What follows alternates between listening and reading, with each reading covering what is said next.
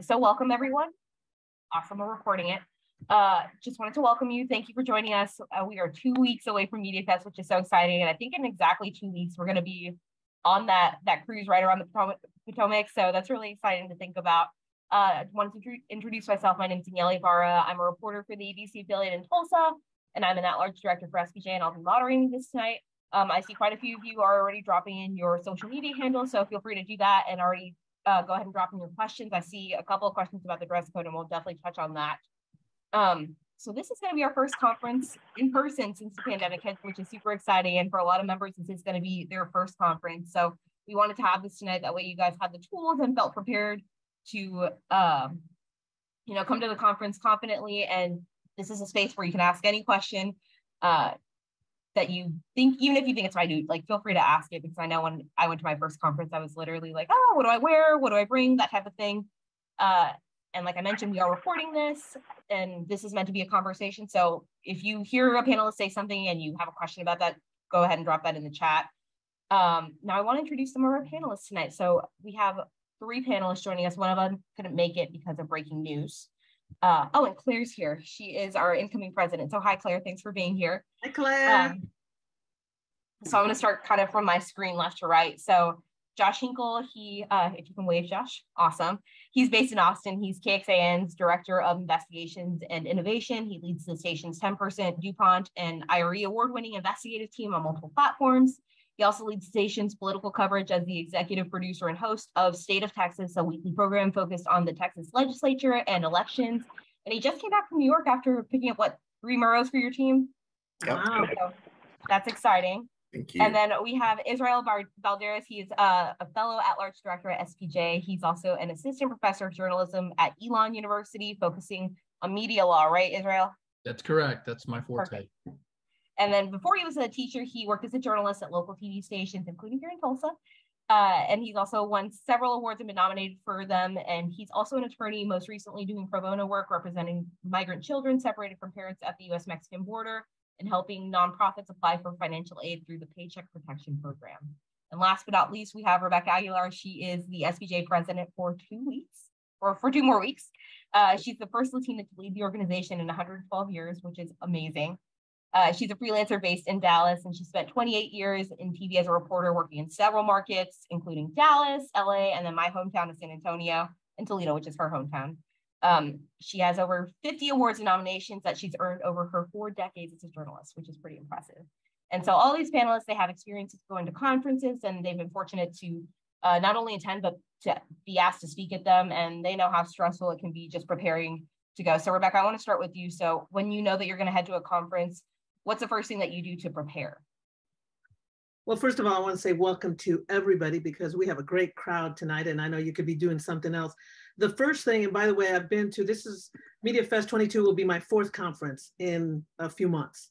The first thing I do is, and today, if you can, by the way, we're going to have our app on Monday, but start looking at everything that's going to be offered, every session. Start making a list. I mean, I know that we do everything on our phones, and I do have my phones. But if this dies, I also have a little pad that I put in my purse and go, okay, Thursday's this, Friday's this. I may have lunch with Josh. I may have lunch with Israel. Fit in all that. Have a schedule, but be flexible. That's important. Write it down and put it in your phone. I think that's important. So that's my first tip. Josh, what about you? In addition to that, I also look to see who the speakers are on the panelists, because I think it's really important. Like if you have people that you really want to connect with, or that you've been excited about hearing, or you want to see their work, or if it's a topic that you feel like is going to be really important, then seeing the speaker lineup is always one of my first things to do. And then Israel, you're a professor, you have a lot of students who are going to be going to the conference for the first time. What's some advice that you've given them to make sure that they don't feel uncomfortable? Because I mean, it can be scary going to a place where, you're going to see some of your, the journalism heroes that you respect, and just other journalists that you want to get to know. Sure. What I've been telling my students, and we're bringing 10 students from Elon University. A lot of them are from the SPJ chapter here. Some of them also are student reporters at the Elon newsroom. And what I've told them is, You got to balance the fact that this is going to be a fantastic conference, great speakers, as Josh just said. Make sure you go to events where you can network, but at the same time, right, enjoy it. There's a reason why we picked Washington, D.C. Washington, D.C. is an amazing place. I imagine that a lot of people who are attending see themselves one day, maybe working in DC, whether you're covering Capitol Hill. I spent most of my career in DC, and I can say whether it was covering Capitol Hill or covering big time Supreme Court cases, I enjoyed my time there, right? So what I tell students is the same thing that one famous writer one time wrote, begin with the end in mind, right? Picture yourself working in a big market. What would it be like? What would it be like for you to be here 10 years from now, 7 years from now? And so enjoy it. We're going to be in the heart of Washington, D.C., near Chinatown, where you got the yellow line, the green line, the red line crossing over. So certainly schedule time to go to conferences, but then schedule time to enjoy the surroundings there in D.C. And Daniela, can I jump in real quick? Yeah. I want to go off what both of them said. I think it's also important, and I'm really going over what Josh said on speakers. Start looking at these speakers. First of all, yeah, there's going to be some famous people there, of course. But remember, they started like many of us. They were students, local news, and they got there. But most of the ones that are going, they're really down to earth people. So first of all, don't be afraid to go up to them and say, hey, I like your work, or, whatever. But also, guess what? Connect with them on Twitter. Jim Acosta is going to be there. Message him. I'm going to be at MediaFest. I hope we run into each other. Introduce yourself. It's okay. Because that's the beauty about social media. Use it. Find those speakers. Find those panelists. Find them on Twitter and let them know, hey, I'm going to attend your panel. I would be flattered if someone said they were coming to my panel. So, feel free to reach out. I don't think you're going to find anybody that will ignore you. Most of people feel flattered. So go ahead, do it. I think that's important. And going off that, one thing that I like to do when I prepare for conferences, because I get super excited about going, is I look at the hashtag. I look to see what people are tweeting about it, because that's a good way to see who's going, other than, just asking random people. Like, you can see other people who are excited, and that's how I've met a lot of people, is just, like Rebecca said, literally reaching out to them through Twitter saying, hey, I saw you tweet this hashtag. Are you going, and can we meet? And I've made a lot of connections that way. So that's a piece of advice I wanted to share. One of the questions that I've seen a couple of times in the chat is a question that I've actually been asked before, once we announce this panel, is, what do you wear? So Rebecca, I'm going to start with you. What do you wear to these conferences? First of all, anything that makes you feel good. I mean, as a woman, you'll probably see me in this top and black pants, comfy, because, I see, and who doesn't, I'm just going to direct for the women right now. We love our heels, right? But let me just say, after a few hours, like, I need like a shot of tequila because my feet are hitting me. They just hurt. So comfortable. Think comfort. Think something that, remember, I hear that in DC, it's already kind of cold there. So something that you can put on, wrap on, but more than anything, just be comfortable and wear what you like to wear. I mean, whatever you want to wear, but more than anything, I tell people, because suddenly I'll see women like, oh, my feet are killing me. I mean, if anything, throw some sneakers in your purse and then take off those heels and wear the sneakers. But comfort is important. So just put anything on, but remember, take into consideration, I will contact my friends in DC and tell me the weather. Is it cold? And sometimes those hotel rooms, they're kind of cold. So you may want something over you. As for the men, I'm sure men always wear comfortable clothing. I don't know. Take it from there, Josh in Israel. Josh, and I was actually going to ask you, because you're a manager. I mean, you want to dress comfortable, but you don't want to set off the wrong impression, right? So as a manager, I guess, I don't want to say like, what are you judging? But I mean, can you talk about perception and how important that is when you're wearing clothes at a convention? Yeah, I mean, I think you could be comfortable, but also still be professional. Business casual is definitely a thing that I take advantage of at the conferences. For me as a man, I'll wear like slacks and a button-down shirt and a blazer sometimes. Some days I can get away with nice jeans, but it all kind of depends on what you plan on doing and what your goals are at the conference. I think if you're sitting in the audience and you know that you're probably just there to observe and to learn, then maybe you don't want to be as dressed up if you're trying to, maybe impress some potential employers, or make some connections with some mentors who might remember you as that professional person down the road. So I think just really think about what your goal is out of that conference, and then kind of base your wardrobe out of that. But it doesn't have to be like a ball gown and a tuxedo every single day. You know, you can meet fashion in the middle, I think. And so Glenn asked, he said, would a suit and tie be too much? So I guess kind of going off what you're saying, it depends what you're there for, right? Yeah, I mean, there's some people that go, you know, specifically because they want to talk to prospective employers and people that they might want to work for down the road. So if you want to make that lasting impression, and, you know, it just depends on what type of outfits or clothes would they see you wearing in a professional setting in their newsroom. You know, for a TV employer, it might be that suit and tie, or, you know, it might not be. It just depends on what role you're looking for and that lasting impression you want to leave on people. And if it makes you feel good, Daniela, if it makes you feel good, it makes you feel confident. I mean, I know that sometimes I'll wear an outfit and I'll look in the mirror and I'm like, I own it. I'm hitting that floor. And, you know, I feel confident. Yeah, go for it. You know, do that. I think that's important too. One thing I wanted to point out too is, I know at all the conferences that I've gone to, it's kind of funny because I think people make jokes about, you can tell the TV people apart from the print people. But I mean, like you said, just dress to your comfort, because I mean, TV people were used to wearing, you know, our costumes, I call it. But, you know, it's up to you really. I think just keep it, you know, professional, you know, no matter what. Like shorts are probably maybe something you want to avoid.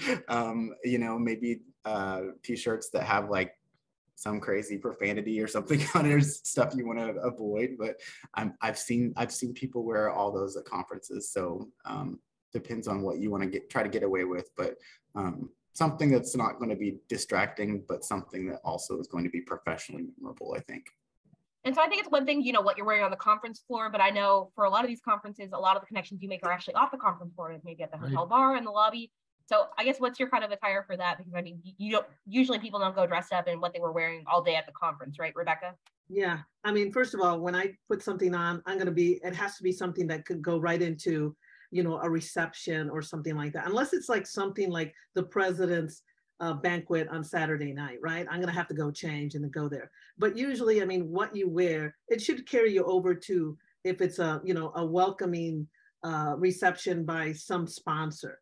You know, again, think of what you're going to wear, that you don't have to go back to your room and change and then go right into it. Because the thing about conferences, you guys, is that it's a tight schedule. I mean, it's like boom, boom, boom, boom, boom. And then you're thinking, okay, can I get a sandwich in between here or whatever? I mean, that's how intense it is sometimes. I mean, it's a nice frenzy, but at the same time, again, it's all about scheduling. And if you have time to run to your room, and I know some people may be at the overflow hotels, you know, I mean, that's great. And for those people who are at the overflow hotels, maybe you can find somebody who's staying at that hotel where you can go, hey, can I go upstairs in your room and change? That's always helpful too. Yeah. And I wanted to jump into a question that we got in the chat from Jace or JC. I'm so sorry if I'm saying your name wrong. But Israel, I think this, I'd like to hear from you on this question. Is MediaFest an appropriate venue to try and find internships? If so, how do I, sorry, my chat jumped up. If so, how do I go about making these connections? Yeah, right now is the time when the internships for summer of 23 are starting to come up with deadlines. What I would certainly say to my students is start, you know, Google internships, Washington, D.C., New York, the places where you want to go. If you already know that there's specific internships that you are applying for, let's say it's the Washington Post has a great internship for the summer, or The Hill is a great place. Politico has great internships for people who want to work on the Hill eventually. What I would say is make sure that you already know the people, the jobs, the internships that you're looking for, and try to connect with those people there. You know, and what I tell all the students is, you know, always be prepared to make sure that you are ready to go and give your 30-second elevator pitch. And what I mean by that is know who you are, know what you want, and know where you're going to be, right? And so when you start meeting these folks, not everything has to be an interview, but certainly everything has to be a conversation that you tell people, this is what I'm looking for, this is what I want. And don't second guess what you're looking for, right? Come to the conference confident as to why you are there. But certainly those connections can mean a lot when people are going through resumes or applications and they remember the name to the face. And then going off that, because for people who aren't familiar with conferences, there's a section where a lot of employers, they have booths and things like that, but that's not the only place where you make those connections to get internships, right? Josh, I want to go to you because you're a manager and I'm sure you've had people come up to you and talk to you about opportunities. What's the best way to go about that when you're not, I guess, at that formal setting? Yeah, I think just don't be shy. Make sure that you are putting yourself out there because you're the best advocate for you.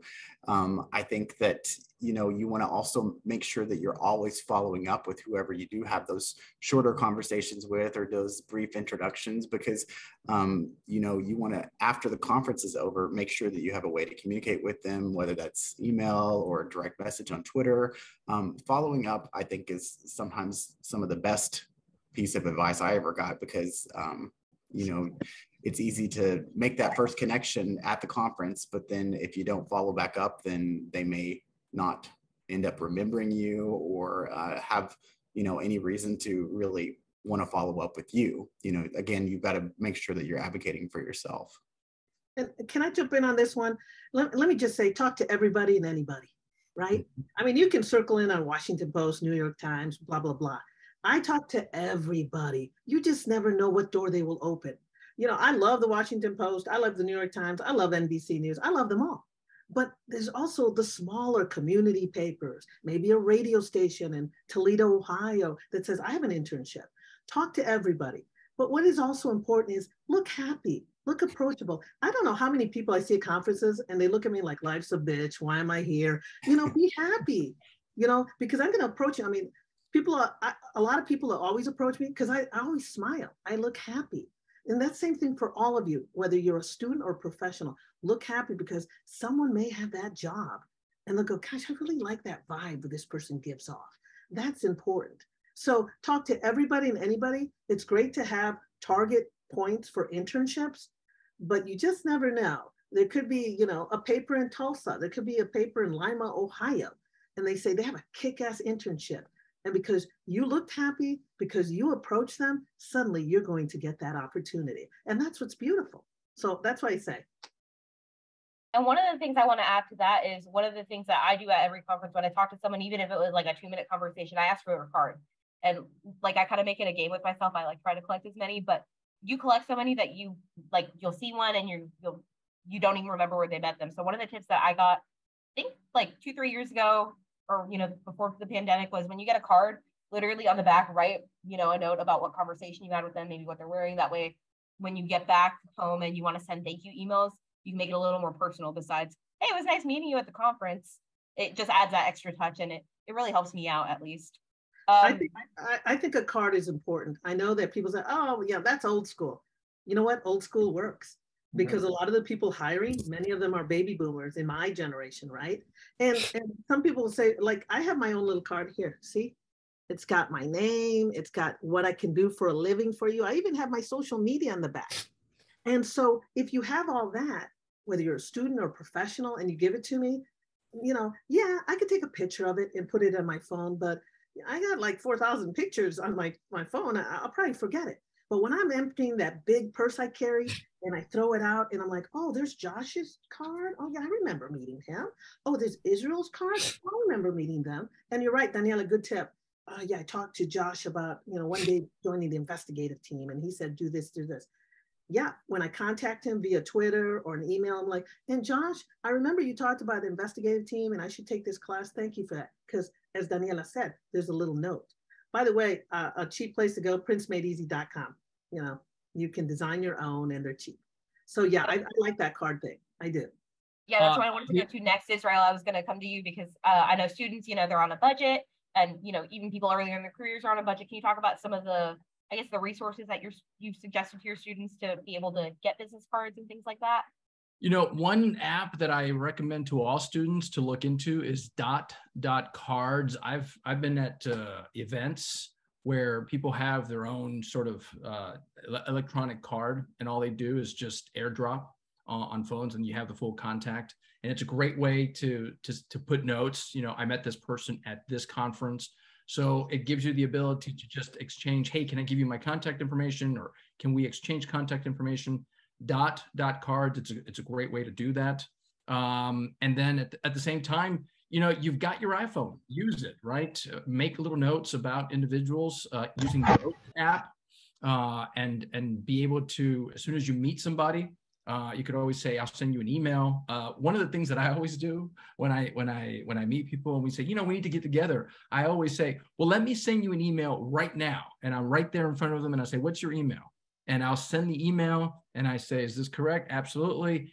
Met you, X, great to meet you. And so that way, that email has your contact information. Make sure if you send emails to individuals at MediaFest, that the email has your name, your title, if you're a student, what year you're graduating, what's your major, and then your social media tags, which means make sure that your social media is ready for professional presentations. But I would always send an email with all my information right off the bat.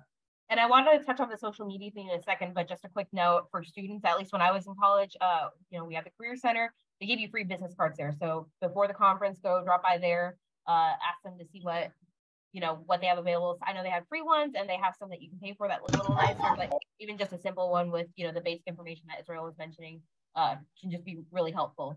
So going to social media, and Israel, I want you to talk about this, but I know specifically for college students and, just people earlier in their careers, they have social media that's, fun, but when you're trying to get a job and become a journalist and, be trustworthy, what are some of the things that people should do to their social media before going and talking to an employer?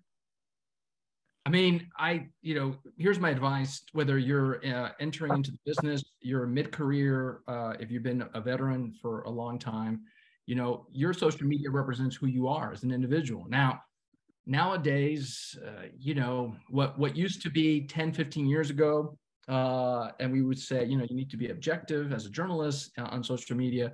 That's a broad term. And certainly it's one where people feel more comfortable being on one side or the other. Just know that whatever job you're pursuing is going to look at your social media and say, how are you going to behave here in our industry? Okay, let's get back on board.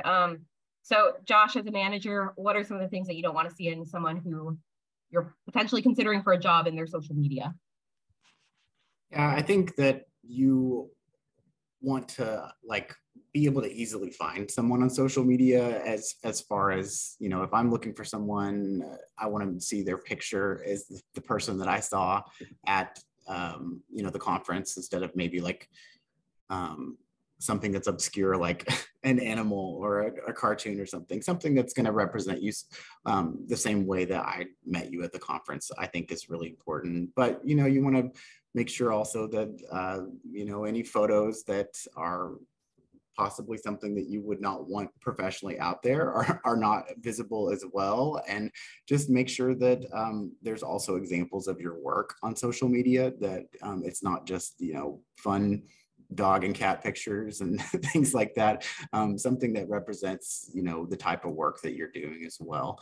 One thing I like to do is there's a thing called QR code generator.com. It's free, and basically you can have it on your phone just like this. It's the same thing as a business card, but you can link it to anything you want. Mine goes to my professional website, and you can link it to your LinkedIn, to your Twitter, anything like that. But that's just an easy way to, when you're meeting people at the conference, to share your work with them, and instead of having to send them a link or something on an email. And that way they have your contact information, everything. Just make it simple for people.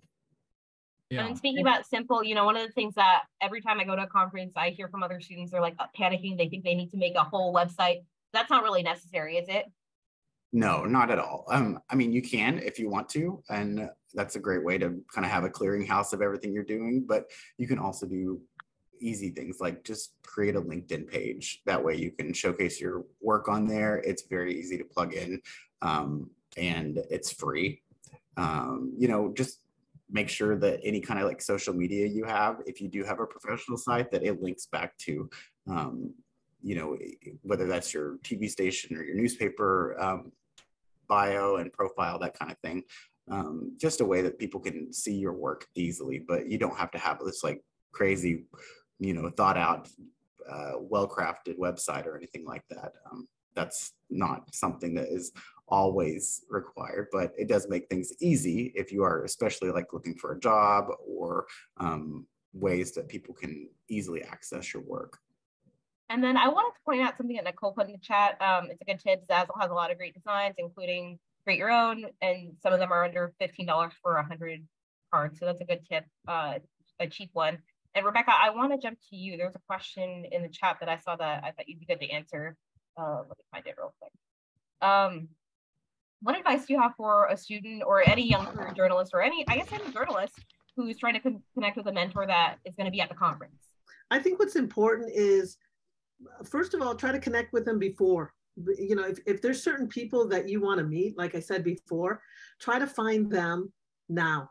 You're going to find them on LinkedIn, you're going to find them on Twitter, wherever, and see if you can just even have a chat with them. And some of them, they may be receptive. Some of them may not answer you right away, but I think it's baby steps. Don't think you're going to get there and go, hey, can you be my mentor? Create that relationship. And it takes time. It does. But don't be discouraged. And if you ever feel that someone does not want to be your mentor, move on. There's a lot of other people out there, because I know we all have had those people where you want them to be your mentor and like, I don't have time for you. And it's like, okay, move on. That's all there is to it. I do want to say something about it. So anyway, I think what's important, you guys, is to definitely update your social media, your LinkedIn, your Twitter, everything. And if you have a name like, Crazy Rebecca at night, you want to just have Rebecca Aguilar. You want something that is professional, which is important. And so I think that update your LinkedIn, update your Twitter, update, if you're on TikTok, go ahead, update that. I don't know if they update those kind of things, but on social media, because they'll be looking at that, which is important.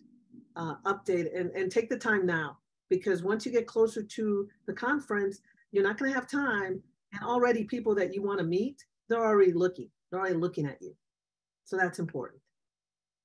And then I just wanted to remind people, feel free to drop in questions in the chat. That way we can, answer them as we go. But Israel, going off of what Rebecca said, I remember as a student going to a conference, it was just so overwhelming and I didn't really know how to introduce myself. What advice do you have for students to start, networking and introducing themselves to people that, they don't know?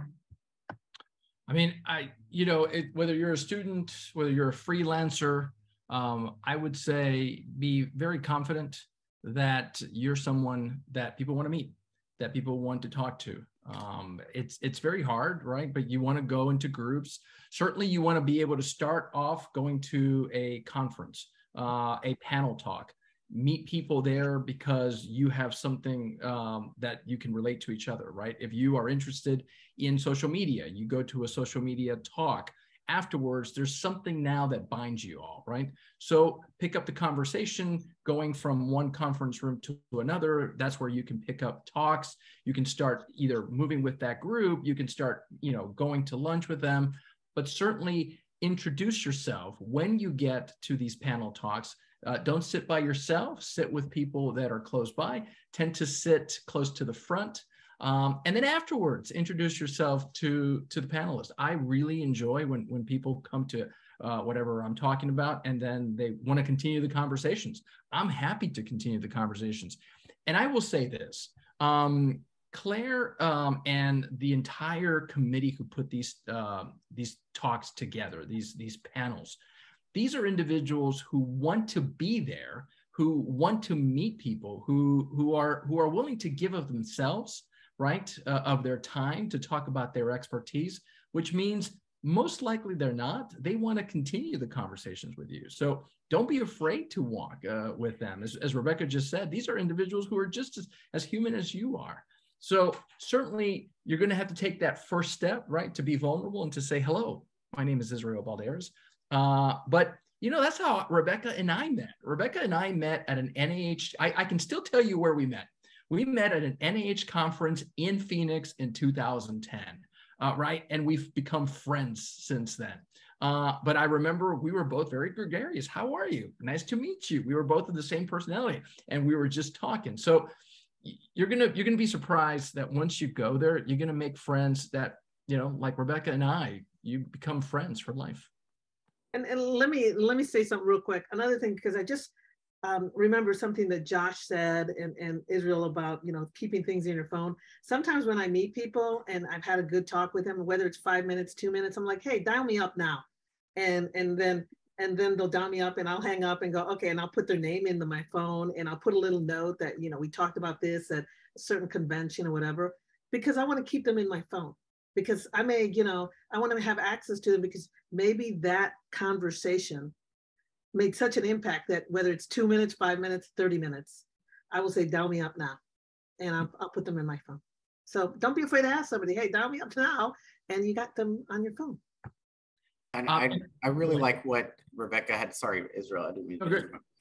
I really like what Rebecca had to say about building relationships, because it's kind of the same thing as like if you're, you know, I remember like when I was sending tapes out for, you know, my first job back in the day, that you will get a lot more out of, you know, making that contact with someone if you are asking them questions about like their work and building that relationship, instead of just saying, hey, I saw you had an opening at so-and-so at your station or something. Could you walk this tape in, or could you send this link to your news director or something, you know, like really ask for their feedback on your work. Think of them as not just a stepping stone to getting to the news director or to the editor or something to look at your work, but someone you can really learn from.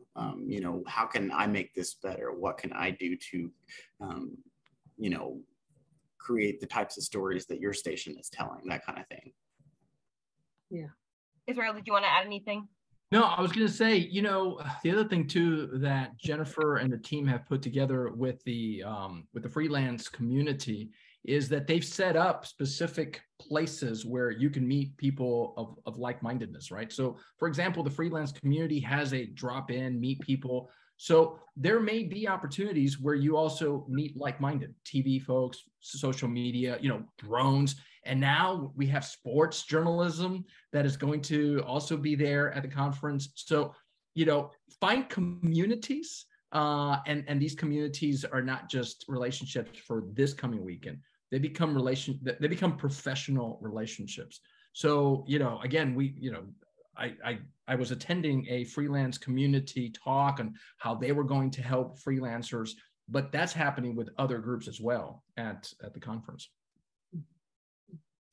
And then, you know, we've touched on scheduling and the importance of going to meet people, but all of that can be really overwhelming. And Rebecca, I know when you go to conferences, you don't go to every single thing, right? Can you talk about the importance of, I guess, knowing yourself and knowing when to stop?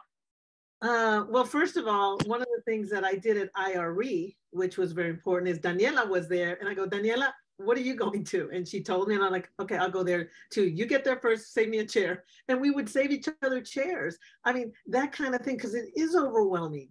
And sometimes, I mean, you know, as someone like me, I get pulled here and pulled there.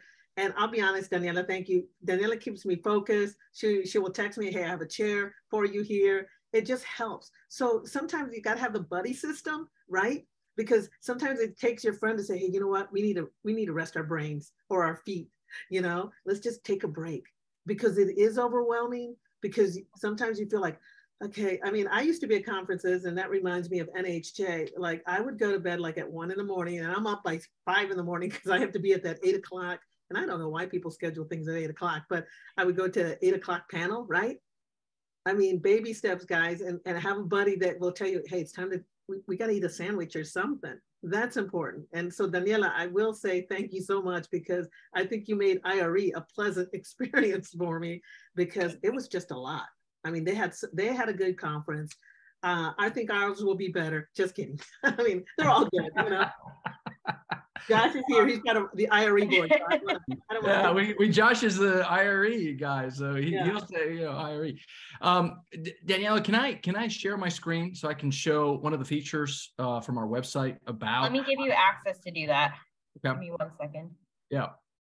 But while I'm doing that, Josh, can you just talk about the how you know, I know when you're on the board, you feel like you have to go to everything, but I mean, when you're going in and joining conferences, just you know, a normal member, can you talk about how you decide what to go to and what not to go to? Yeah, and I talked to my team at KXAN about this, like, because they're always asking, I've got this, but I've got this at the same time. So which one do I pick? So I try to tell them, keep your schedule fluid, because you might discover when you get there that something else might interest you a little bit more, or you might discover that one panel is similar to another one, and so you don't need to go to both of them. I'd also, suggest, maybe not if this is your first time, but if this is your second or third conference, think about areas of branching out. You don't have to just go to the broadcast panels if you're a TV reporter. Some of the panels that I have learned the most from are things that are completely outside my wheelhouse, or things that we're not currently doing at my station, and things that I want to learn how to do. Think about the type of work you want to be doing as well, and go to those panels, because you will learn a lot from the examples you see, and you will learn a lot from the people that you hear speak.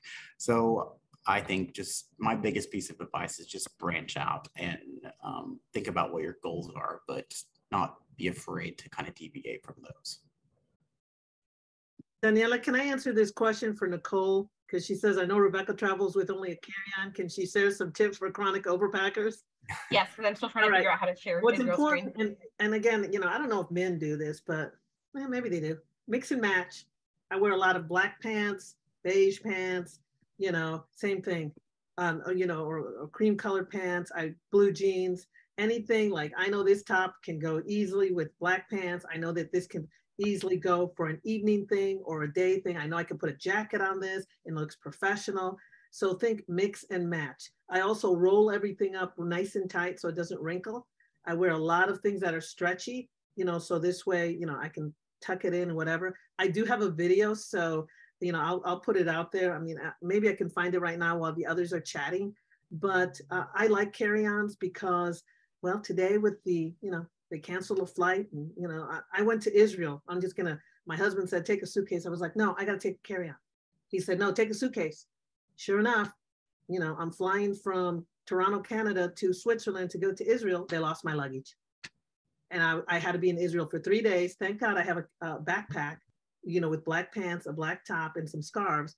And that's what I wore for the next following days. So yeah, I like to travel light. That's just the way I am. So I'll find the video while the other two talk about how they pack in suitcases. You know how those men are. They have to have their suits. And shoes. Shoes. I bring at least 3 pairs of shoes, plus my running shoes, because I love running in Chinatown. Oh, running. Okay, yeah. Yeah, I'm gonna do it. You're gonna go with me, Rebecca. Yeah, right. We're gonna get up at 6 a.m. Uh-huh. And then Israel, can you share your screen now? Yes. So okay, this is a great feature that SPJ headquarters has put together. So here's a sample of the schedule. We're going to have an app right before the conference, so I certainly say please download the app. But if you look at the event schedule, and all the events are color coded, right? Do you want to do broadcast audio video panels? Do you want to do leadership panels? Are you interested in media law and ethics? Of course I am. I love the First Amendment. What about photojournalism or reporting? So what you can do is you can just click on the events that you want to do, right? So maybe it's social media and sports. And you can filter by track, and that way all you'll see are the things that you want to go to. Now, I would always advise mid-career specifically, or early entry professionals, look ahead to what you want to do, right? Josh is a great example. And Josh, I don't want to speak for you, so maybe you can talk a little bit about career advice. But Josh is young. He's a manager. He's award-winning. And so, I would say, go to panels maybe that you're not interested in now, but in 5 years you would, right, Josh? I mean, you want to start thinking, what's my next 2 or 3 steps down the line? Yeah, a lot of the things that I go to at these conferences are things that are going to inspire me, because I want to kind of figure out what is that reinvigorating work. You know, sometimes the conference is kind of like a reset for my career in the year, because I'm seeing some amazing work that will be shown at these conferences, and hearing some great speakers, and they may be, you know, light years away from where I am at right now as a journalist, but it's something to aspire to. So that's why I was saying, you know, one of my first things to do is to see who's speaking and what they're speaking about. And that really helps me think about what's going to be that inspiration that's going to get me to the next spot.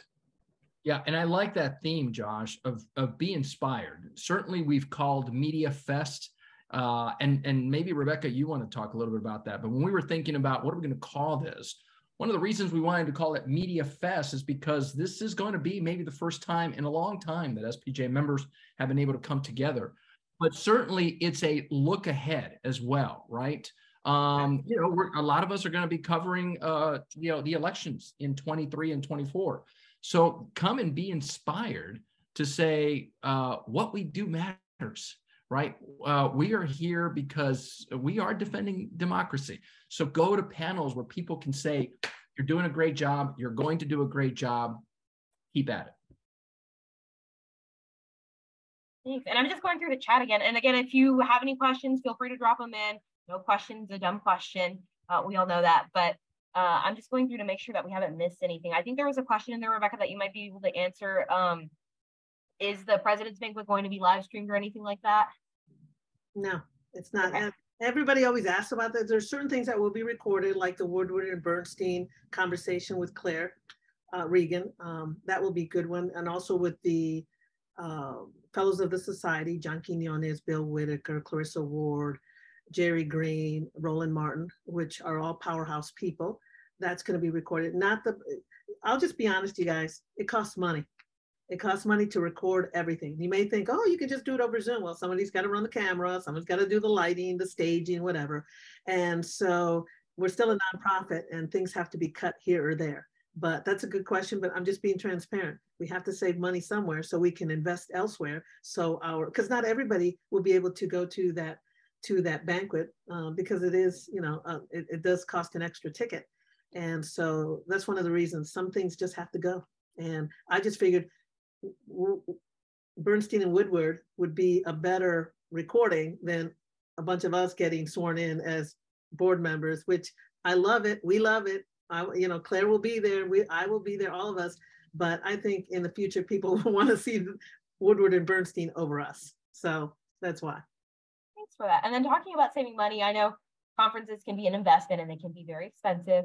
One of the tips that I wanted to share is for me, like you know, during lunchtime, like you have a small window of time and people, you know, will always crowd in the hotel, and the hotel usually can be expensive.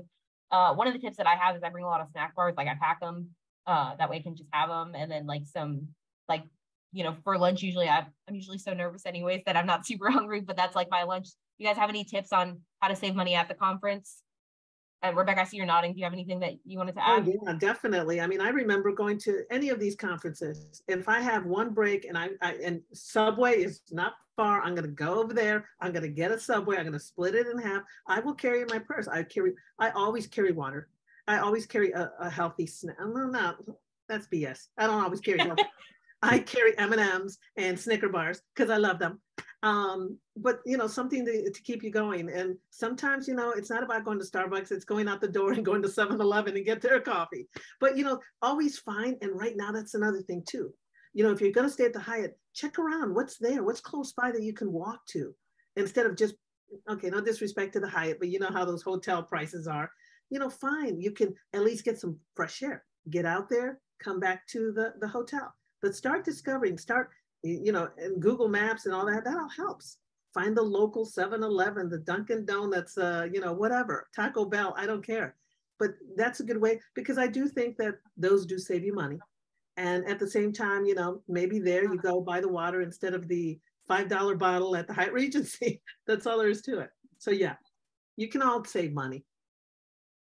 Here's a tip for everybody. I don't know if I'll be able to show this. No, it's too bright.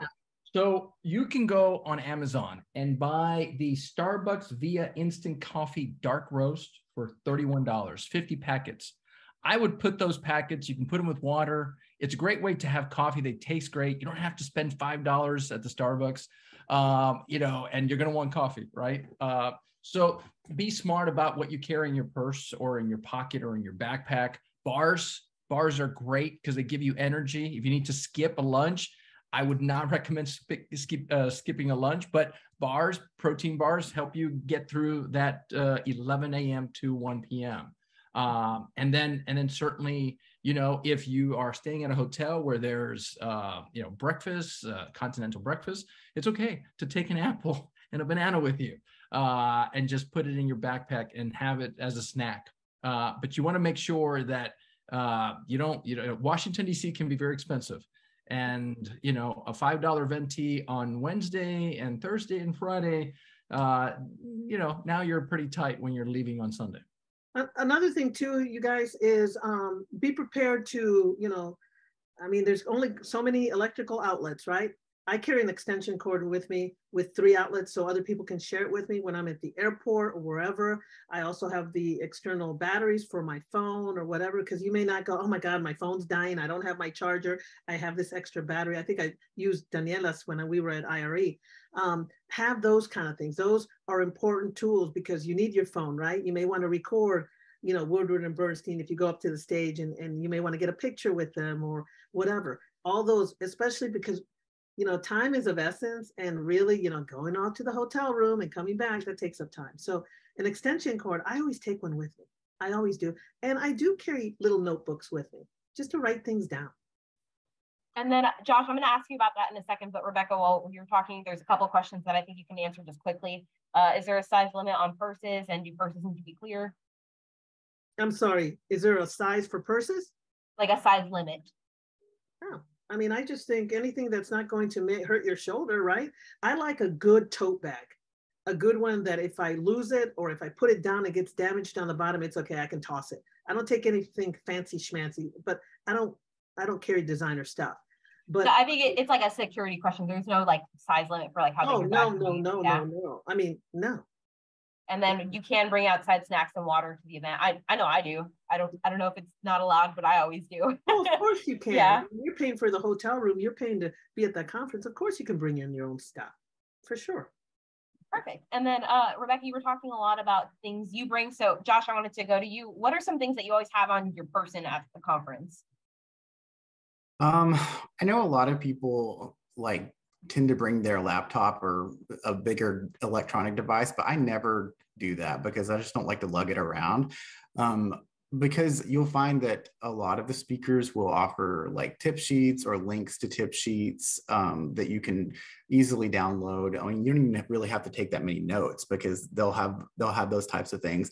And I just keep my phone with me because if there's a slide that's up on the screen or something, I'll just take a picture of it. And that's the easiest thing. I travel really light when it comes to going into panels. Not a lot of stuff with me. Israel, what are some things that you tell your students to bring? When I was a journalist, I'd always bring portable chargers. Chargers plug them over overnight, have them in your backpack, so that way that's something that you can plug in right away.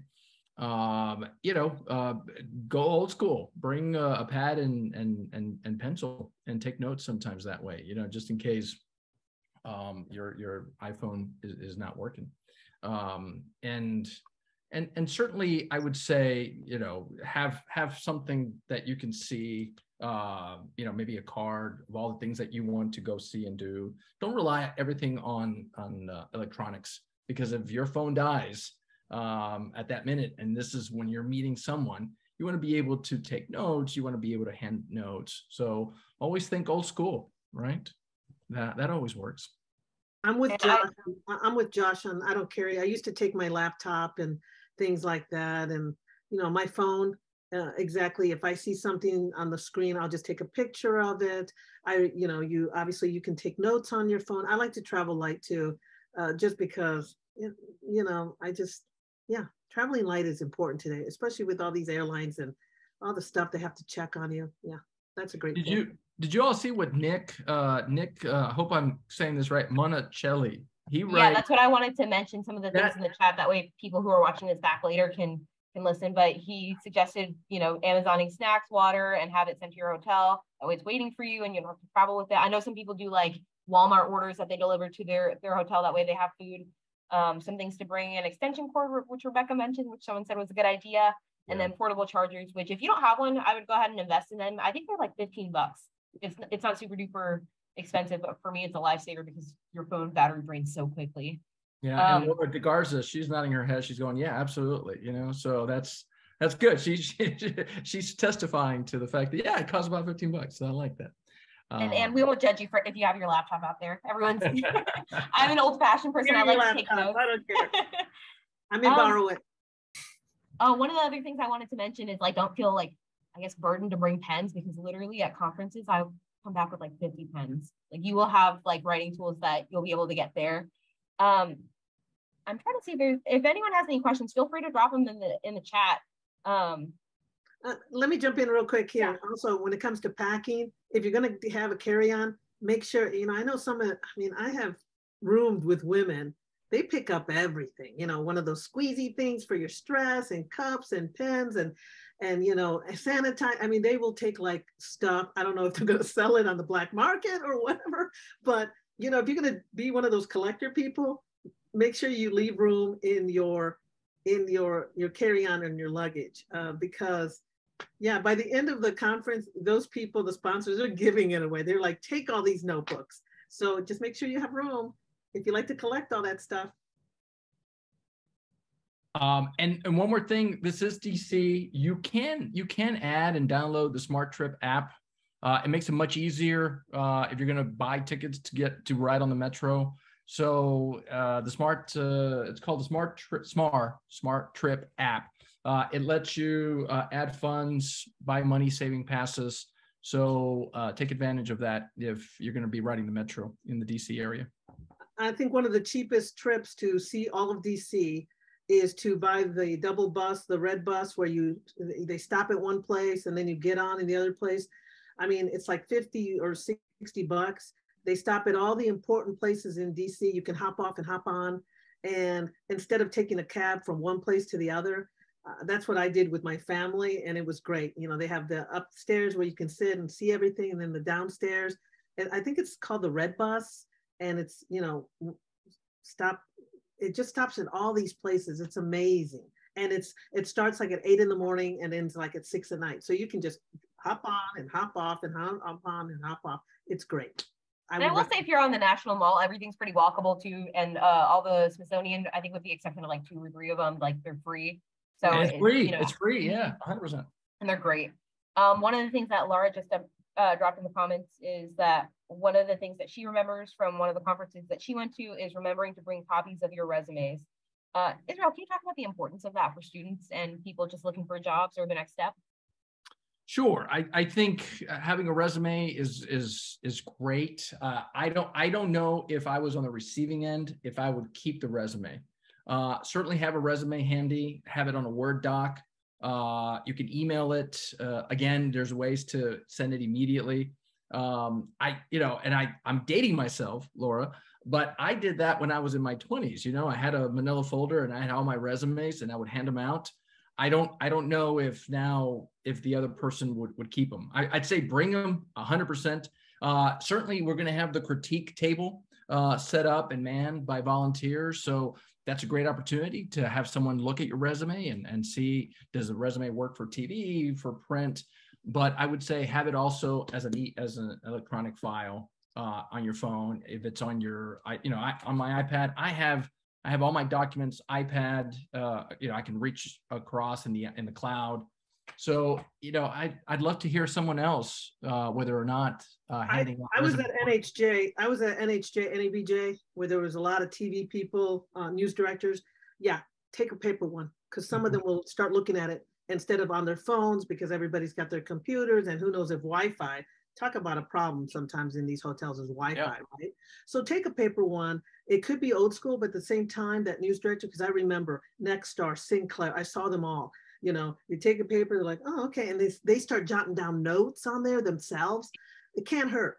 I just say, be prepared for, the people who like paper, the people who like the phones, the people who have their laptops, do it all. Just be prepared.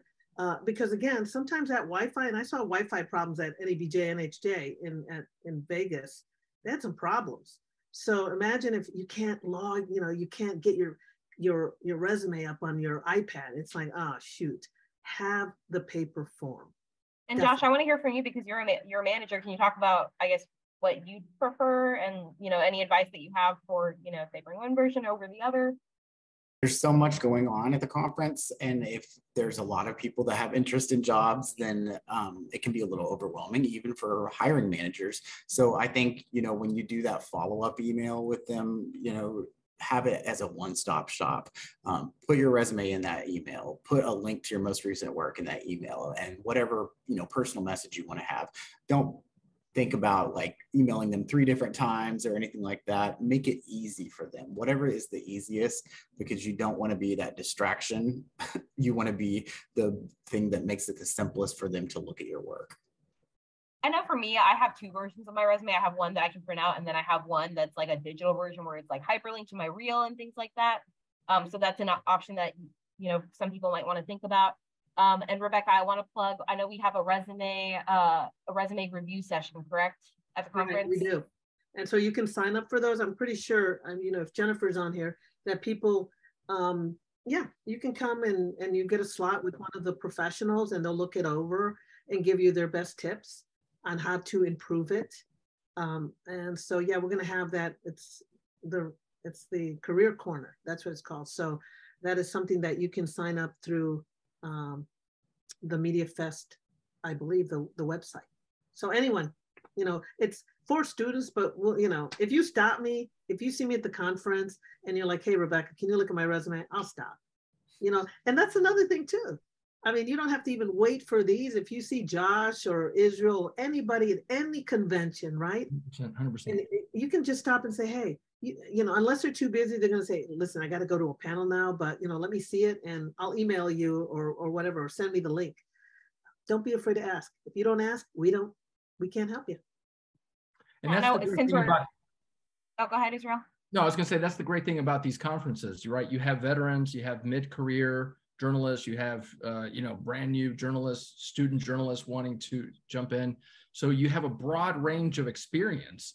And so people can give you advice, long-term, short-term, among your colleagues, what are great strategies for internships or jobs. So that's what's wonderful about these conferences, is that you've got all kinds of people in all walks of life in this business. Mm-hmm.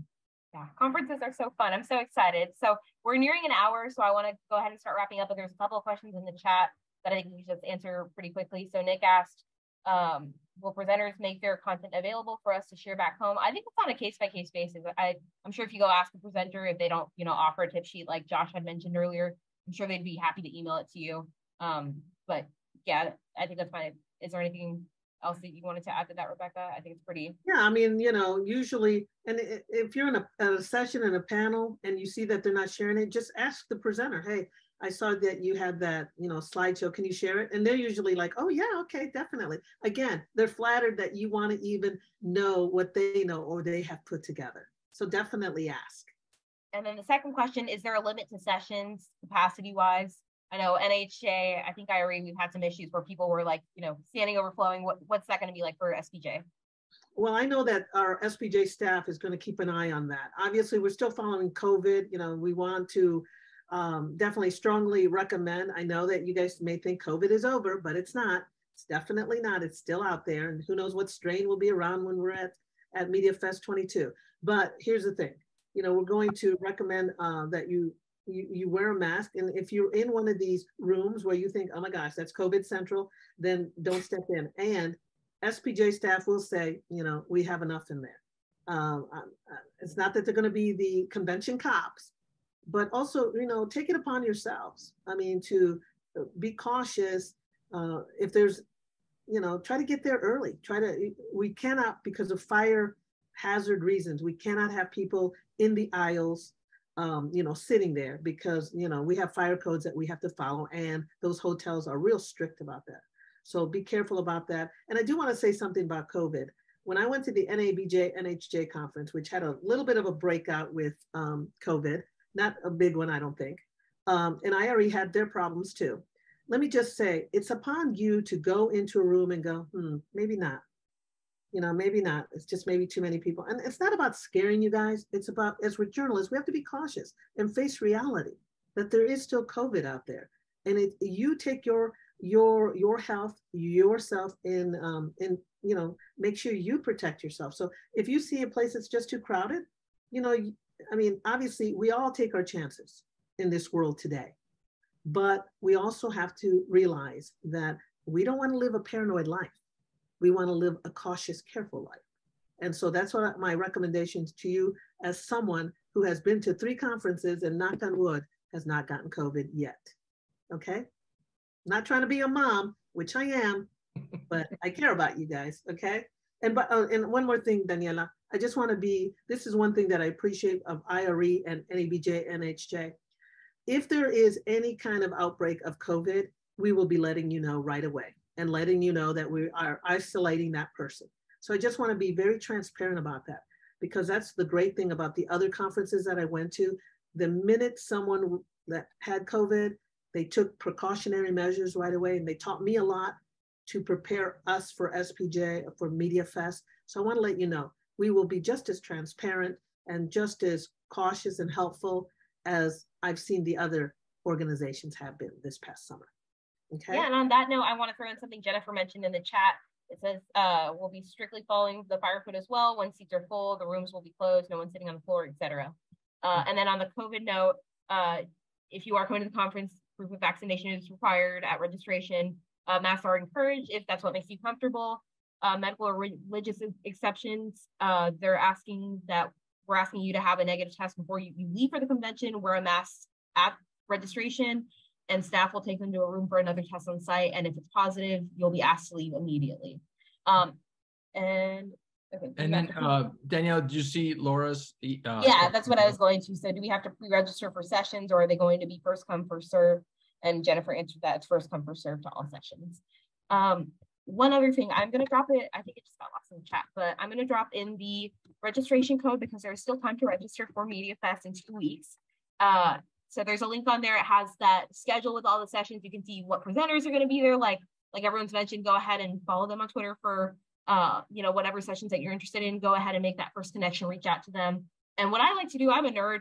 I put a spreadsheet together of like what conference or what session I'm going to go to. That way I feel organized and prepared, because for me, I would feel overwhelmed just showing up and just guessing what room to go to. But that's just me. And then we are going to have an app. I think that's going to be available Monday, right, Rebecca? Yes. Okay. So make sure to download that and, you know, give yourself time to go through it beforehand on the plane there. Laura, I'll tweet that information out, Laura. She asked about the COVID information. That way it's out there in the public, and I'm sure we're going to email it out to everyone. So like I said, I dropped that in the chat. And then I do want to plug, if you are coming, let me make sure I have my information correct. Okay, so we still do have the Marriott room block. It's open again through October 14th. Rates are $349 for Thursday night and $229 for Friday and Saturday nights. Attendees can book for Friday and Saturday night. I think we're going to provide a link to that. If you want to secure booking for Thursday night, please contact convention@spj.org and we'll help you the rest of the way. I'm going to drop that. I think it'll let me drop that in chat. And real quick, the opening reception on the Potomac that the NBA is sponsoring is already sold out. You know, we got 400 people, but I'm sure that Jennifer, our interim executive director, who's doing a great job, I'm sure that she will let people know if by some chance some people decide not to go. So I just want to let you know about that. There's still tickets to the president's banquet on Saturday. But, you know, I just want to say one last thing, you know, just go out there and let's have a good time. It's been 2 years since we've been together with SPJ, and we're going to be with CMA and ACP, 2 great organizations. And so just be ready to have a great time and be re-energized. I think that's important. And Jennifer dropped in the COVID policy too, but I'll make sure to tweet that out since I said I would. But thank you guys so much for showing up. I can tell you guys are excited to be there, as are we. And I want to thank our panelists for taking the time to answer all the questions, because I know, like I said, conference is going to be so overwhelming, and you guys asked some great questions, and I hope we were able to answer everything for you. But if not, feel free to tweet me, to tweet any of our panelists, and we'll be happy to help you. So thank you guys so much, and we'll see you in exactly 2 weeks. So that's so exciting. Bye, you guys. See you there. Yeah. Bye. Thank you, Daniela. Thank you.